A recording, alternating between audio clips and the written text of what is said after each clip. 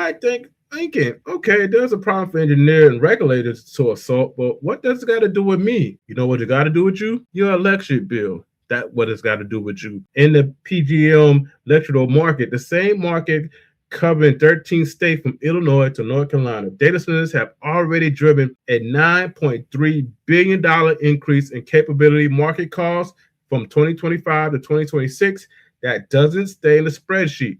It flows directly to ratepayers. The average residential bill is expected to rise by $18 a month in Maryland, and $16 a month in Ohio.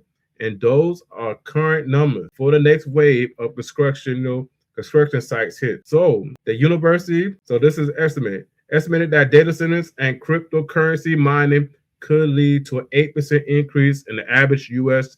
electrical price overall. Meanwhile, Virginia, Domico Energy, the state main utility, proposes its first base rate increase since 1992.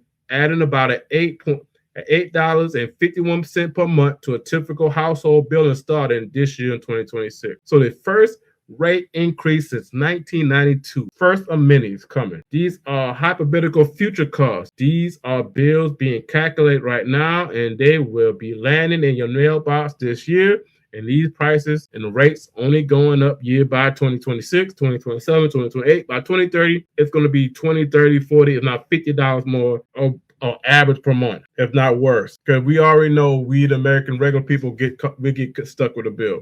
Now let's talk about the things that make all of this even harder to fix. The timing of this. Building new power grids take years. New transmissional lines take years, often decades or more. When you factor in permits, legislation, land, you got to get the land, and construction.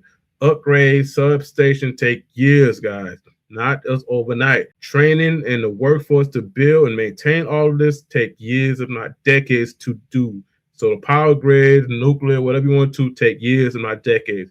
AI centers, they're going up in months, weeks. So yeah, that mismatch between how fast demand is growing and how slow the infrastructure response can be, in the core of energy math failure here.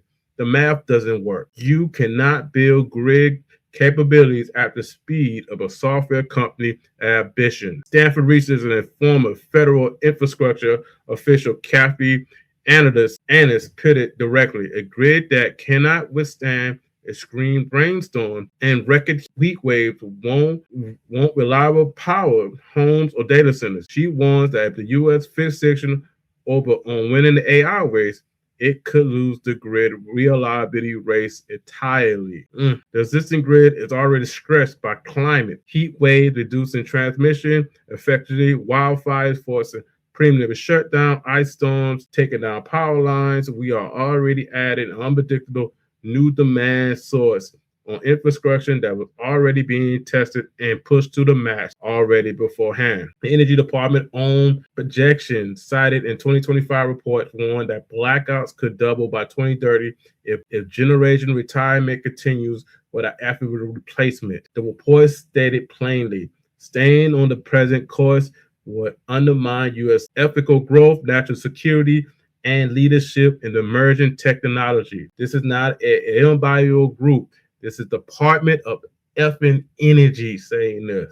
Boy. So what's the solution to all of this? Right now, data centers are not required to follow the same rules as power plants. They don't have to notify grid operators when they come online or go offline in real time. That's absurd, where utilities are bound by strict regulation, obligation, and technical companies are largely not.